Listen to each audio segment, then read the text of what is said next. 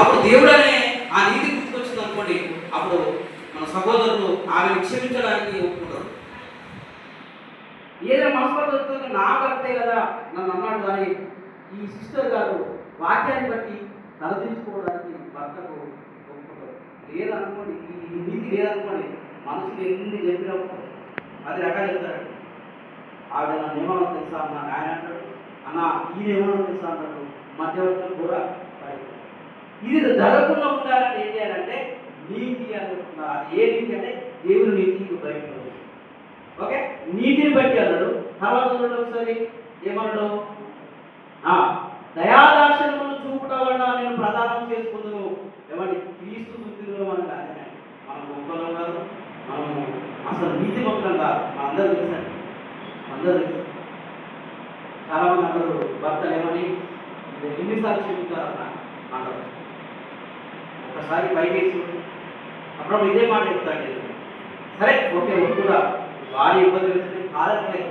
ఒకసారి పైకి దేవుడు చేసేది ఎలా మన దేశం కదా, ఈ భార్య చేసిన దానికన్నా రెట్టింపునే అసలు క్షమించదు దేవుడు మనం తెలుసా. అయినా క్షమిస్తాడు. గొప్ప భర్త ఎవరు అంటే గొప్ప భర్త ఉన్న వాళ్ళు ఎవరు అంటే దేవుడేనండి. చేసేది ఎంత విపరీతమైనటువంటి కోపాన్ని రగిస్తున్నాయి తెలుసా. కోపం అంత కోపం వచ్చిన దేవుడు మనల్ని విడనాడడానికి దేవుడు. అందుకే దయాదాక్షిణ్యం ఎందుకు అన్నాడంటే, ఒకవేళ భార్య భర్తల మధ్య ఏదైనా విభేదాభిప్రాయం వచ్చినప్పుడు ఏం చేయమన్నాడు అంటే దయాదాక్షిణ్యము. ఎలాంటి దయాదాక్షిణ్యము? దేవుడు మన ఎడల చూపించేటువంటి దయ. కోరినరా నువ్వు కోపాన్ని చూపిస్తున్నావు, నాకు నీ పద్ధతి బాగలేదు, నువ్వు లోకానుసారంగా బతుకుతున్నావు, అసలు నీకు ఇచ్చిన ఆయుష్కాలం ఉంటే నా కోసం బతికిన జీవితాలు ఒక్కటి కూడా లేదు, నువ్వు ఏ రోజు బయట ఉండదు, ఏ రోజు ప్రార్థన చేయవు, ఏ రోజు అవకాశం లేదు, నీకు పోషిస్తున్న పోషణ కూడా వ్యర్థమే అని దేవుడికి వచ్చింది. కానీ దైవం చూస్తున్నాడు. ఒక మాట ఏమన్నా పంటలు పడేవి రైతులు ఇచ్చిన దేవుడి దయాదర్శనం అన్నారు. దేవుడు ఒక్కసారి కోపాన్ని కలిగించి బడగలమా ఎవరు విడుదలకు అప్పగిస్తారు, బయట రాయడం ఇవన్నీ జరుగుతాయండి. వినడానికి తిండి కూడా ఉండని సంవత్సరాలు వస్తాయి, మనం చూస్తున్నాం కరువు కాట. కానీ మళ్ళీ మళ్ళీ దేవుడు మళ్ళీ పండిస్తాడండి. ఎందుకో తెలుసా, కొడుకు కదా ఏదో తప్పు చేసినప్పుడు కోరిలే, అదేంటిది దయ. ఇది ఎందుకు చెప్తున్నాడు ఇక్కడ అంటే, ప్రధానం చేసుకోబోతున్నటువంటి కాబోతున్న భార్య భర్తలు కూడా దయాదాక్షిణ్యం ఉండాలి, భర్తకు దయ ఉండాలి. భార్య కోరిలే నన్ను అనుభవించగలరు, తల్లిదండ్రులు మాటలు తప్పే, కానీ నేను దయ అన్నామనుకోండి ఏమైంది తెలుసా, బంధం దయాదాక్షిణ్యం ఉండడం వల్ల నీతి వలన తిరిగొచ్చాక అన్నారు. ఏమన్నా తెలుసు, ఒక మాట మంచి మాట అంటే అద్భుతమైనటువంటి మాట. ఏంటంటే, నీవు యెహోవాను ఎరుగునట్లు నేను నమ్మకము బట్టి నేను ప్రదానం చేసిన. నమ్మకం కాదు ఉండాల్సింది, నమ్మకం. నువ్వు దేవుని ఎరగాలి. కానీ ప్రతి భర్త ఏం కోరుకోవాలంటే, నువ్వు నాకు సేవ చేయాలి, వెరీ గుడ్, నువ్వు నాకు కలిసి ఉండాలి, వెరీ గుడ్. కానీ నువ్వు ఎక్కువ ఏం చేయాలి, దేవుడిని ఎరగాలి. అంటే దాని ఉద్దేశం ఏంటంటే ఎక్కువ భక్తిలో ఉండాలి. నాకు విలువ అంటే నాకన్నా ఎక్కువ విలువ దేవుడికి ఎందుకు చేయాలంటే, జ్ఞానవంతురాలు తన ఇల్లు కట్టుకున్నాను, 3 రాళ్ళు ఊడబెట్టుకున్నారు. జ్ఞానం ఎప్పుడుంది అంటే బుద్ధి జ్ఞానంలో సర్వసంపదలు క్రీస్తునందు ఎదుగుతున్నాయి.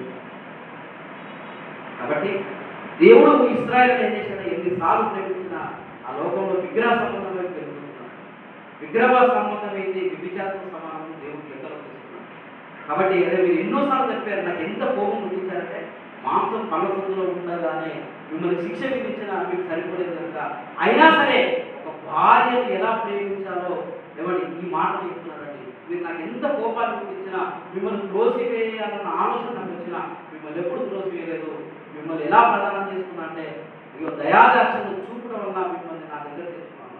చివరి మాట 2వ కొరింథీయులకు రాసిన పత్రిక, కొత్త నిబంధనలో కొరింథీయులకు రాసిన 2వ పత్రిక 11వ అధ్యాయము 11వ అధ్యాయము ముగిస్తే ఒక్క మాట చూపించేసి ముగిస్తానండి.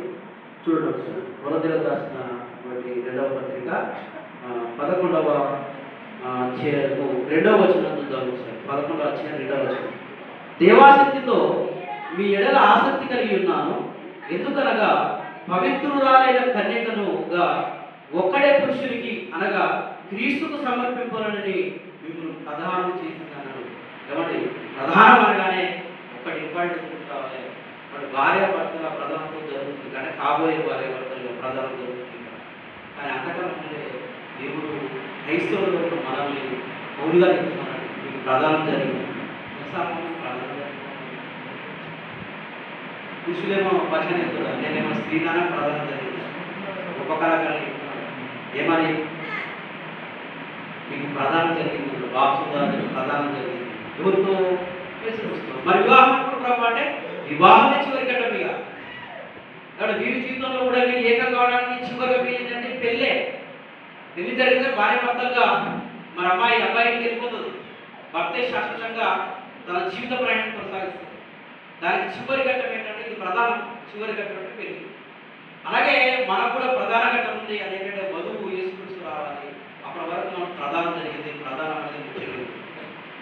ఈ ప్రధానంలో యేసుక్రీస్తుల వారు సంఘాన్ని ఎలా ప్రేమిస్తున్నారంటే మృతైనను కలంకమైనను సంఘంలో ఎలాంటి వారు అంటే చెప్పొద్దు. కానీ అసలు సంఘంలో వాటి గురించి బయట క్యారెక్టర్ ఇస్తే మనం వాక్యం చేసుకుంటామండి. అలాంటి అవలక్షణాలు జరుగుతుంది. ఆయన మన వధువు ప్రధానం చేసుకునే ఎలాంటి వచ్చి ఈ నచ్చలే తీసే సంఘంలో రాలేదు. అలాగే మనం ఏమవుతుందంట ఏదో తెలుసో తెలియమో ఏదో పొరపాటు జరిగినా ఏమండి అది ఎంత పెద్ద పొరపాటైనా సరే ఈ భార్య ఏం చేస్తారు?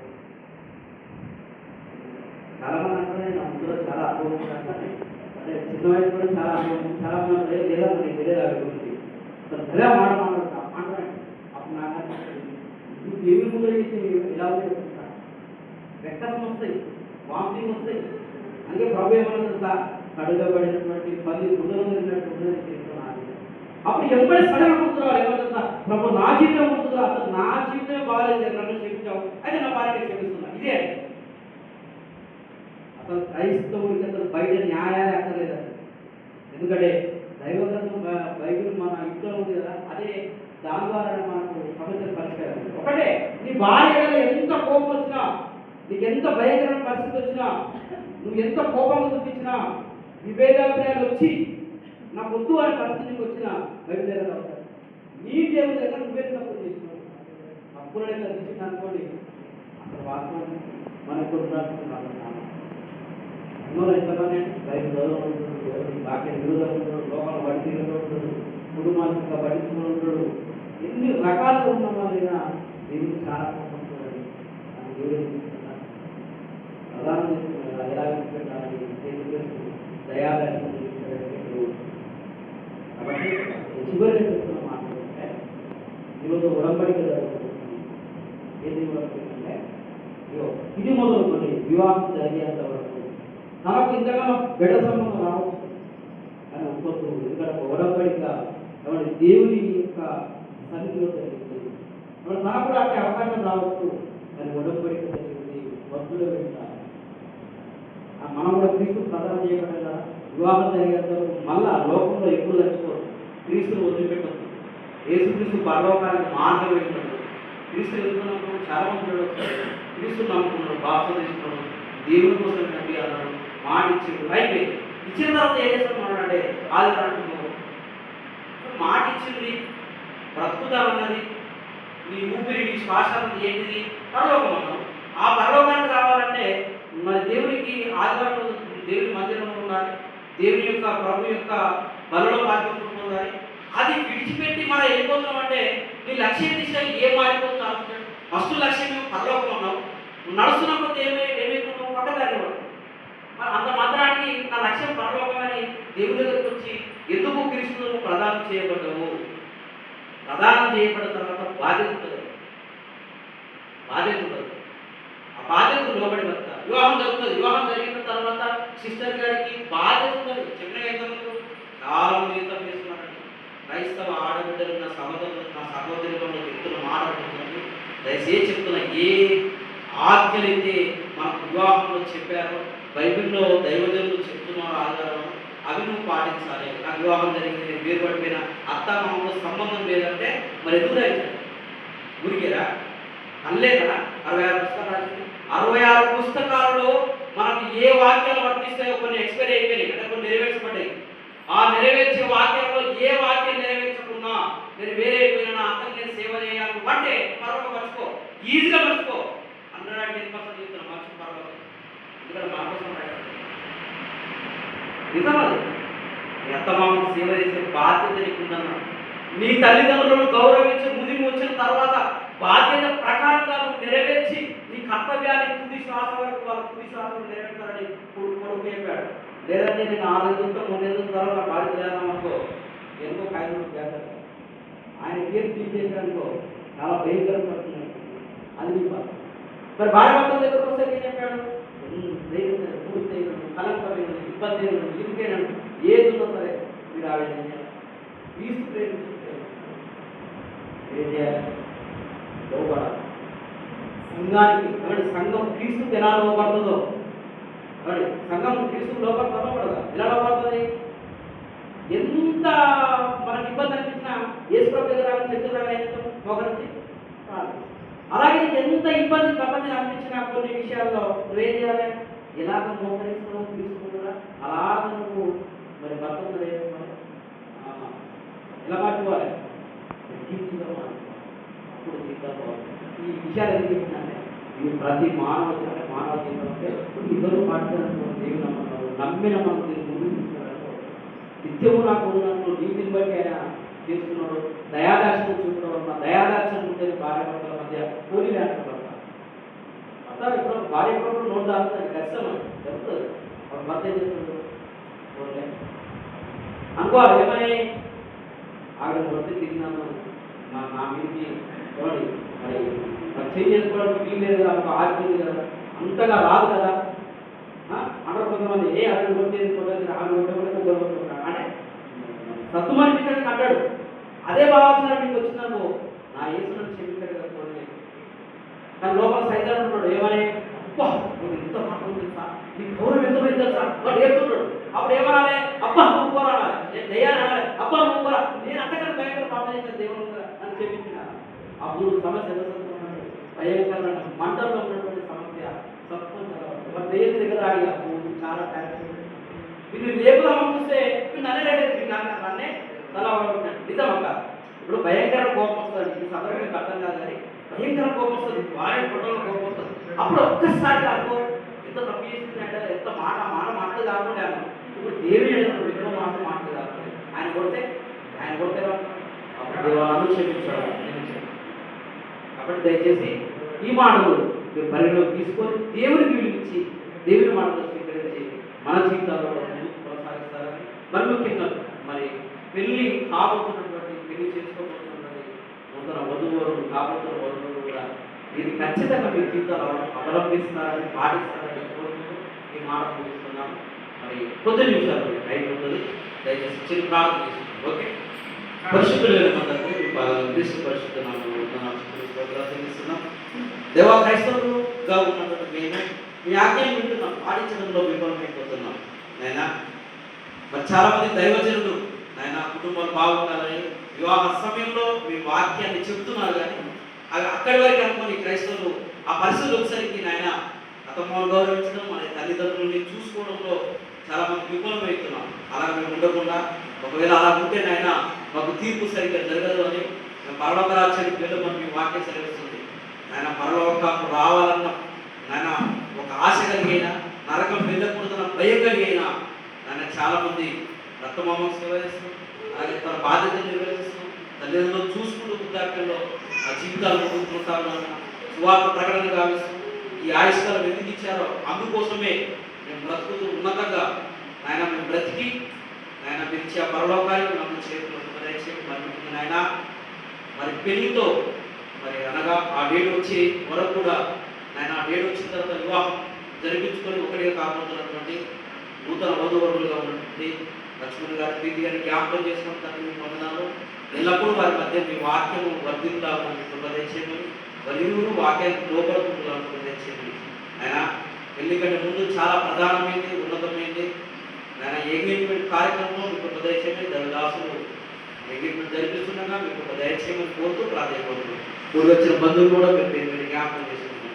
క్రీస్తు పరిశుద్ధ ప్రార్థన సమర్పించుకుంటున్నాం. ఆమేన్, ఆమేన్, ఆమేన్. దేవుడి స్తోత్రం, దేవుని మహిమ కలుగును గాక. మంచిదండి, దేవదాసులు మరి కార్యక్రమం నడిపిస్తారు. దేవుని స్తోత్రం, దేవుని స్తోత్రం చెప్పండి గట్టిగా. దేవుని స్తోత్రం, దేవుని స్తోత్రం కలుగును గాక. ముగిద్దామండి, చివరి పెట్టడానికి వచ్చేసాం. 2 నిమిషాలు చెప్తాం, 10 నిమిషాలు చెప్తాం, అర్ధ గంటలు చెప్తాం. మీకు సమయం చేసి సాయంత్రం చెప్తాం. మీ చిత్రం మరొకసారి నా దేవుని స్తోత్రం చెప్పండి. Thank you very much. వివాహం జరిపించడానికి అమ్మాయి అబ్బాయి ప్రాధాన్యం చేస్తుంది. ఈ వివాహ వ్యవస్థ అనేది, ఈ ఎంగేజ్మెంట్ వ్యవస్థ అనేది అది దేవుడి సేవకుల వలన ఈ సమాజం వల్ల ఏర్పరచబడింది కాదు, మన నిమిత్తం మాత్రం మాత్రమే. అయ్యా సరే, నేను మంచిగా నాకు బాగా చెప్పుకుంటాను, వెరీ వెరీ అందరికంటే నేను బాగుంటుందో చెప్పుకుంటాను. మరి అమ్మాయికి ఏదో మీ అబ్బాయికి అమ్మాయి వాళ్ళు అడుగుతున్నారు కదా అని దేవుని దాసుని అడిగితే, ఎందుకంటే ఆయన దేవుని దాసుడు, ఆయన ఎప్పుడంటే పక్క. అవునండి, లక్ష్మణ్ గారు చూడడానికి చాలా స్మార్ట్గా ఉన్నాడు, ఎంపర్ ఓకే, కానీ ఆయన గురించి అందరూ ఎవరిని అడిగినా అబ్బో ఆయన చాలా మంచి డెడికేట్ పర్సన్, మంచి ప్రార్థన పరుడు, దైవభక్తి పరంగా, కుటుంబ పరంగా మంచి విలువలు తగ్గిన వ్యక్తి అని అందరూ చెప్తున్నారండి. ఓకే, ఏమో అనుకొని దేవుని దాసులు వెళ్ళి ఆయన ఎంత ఫైనల్ అండి. మన అయ్యగారు అన్నగారు మీ లక్ష్మణ గారి గురించి మాకు ఏమైనా చెప్పాలంటే మీరు ప్రశ్న అడగవలసిన అవసరం లేదు. దేవుని సోదరు చెప్పండి. అది లక్ష్మణ గారు అర్థమవుతుంది. మీ సేవకుడు మీ గురించి ఇచ్చిన ప్రాధాన్యత సాక్షి ఇంతకంటే ఒక సర్టిఫికేట్ ఏం లేదు. మనం గదిలో ఏం లేదండి. అంటే ఒక సంఘంలో ఒక క్రైస్తవుడిగా మీకు మంచి గుర్తుంటుంది.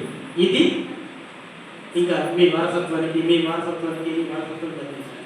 అలాగే అమ్మాయి కూడా అడుగుతారు కదండి, లేదండి మా సోదరు సందర్భంగా మంచి పాట పాడుతుంది, దైవభక్తురాలు, ఇక లక్ష్మణ్ గారు పెట్టి అర్థమవుతుంది తర్వాత భాష అలా అనుకుంటే ఏం లేదు అని మనం చెప్పేస్తాం. ఆయన కూడా అడిగారు, బాబా ప్రీతి ఎలాంటిదంటే లక్ష్మణ్ గారి కోరికే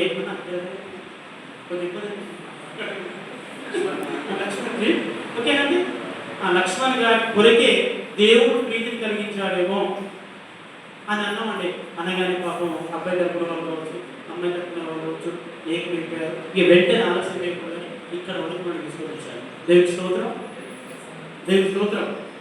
మరొకసారి అంటే లక్ష్మణ్ ఎవరో పేరు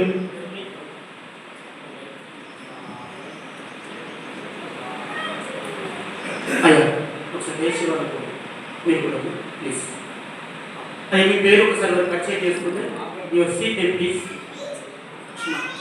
ఓకే, ఈరోజు లక్ష్మణ్ గారు అనుకున్నారంటే తనేనండి మన ఆడబిడ్డని, అనగా తన సొంత ఎముకగా, తన మాంసంలో మాంసంగా, రక్తంలో రక్తంగా అర్థమవుతుందండి. తన ఆలోచనలో ఒక భాగంగా చేసుకోవడానికి మన ప్రాంతానికి వచ్చిన వరుడే ఈ లక్ష్మణ్ గారు.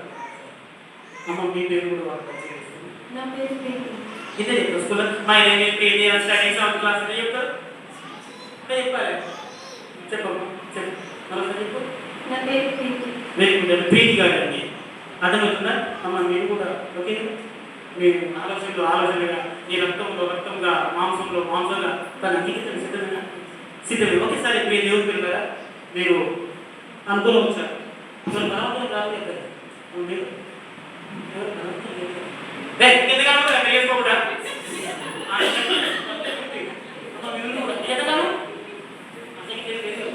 ఇష్టపడే వివాహం అవసరమనే అంతే కదా, అవసరమనే ఇష్టపడి ఆలోచించే ముందు వెనుక ఏం కదా 90 తరాలు మీకు ఆలోచించ వచ్చేది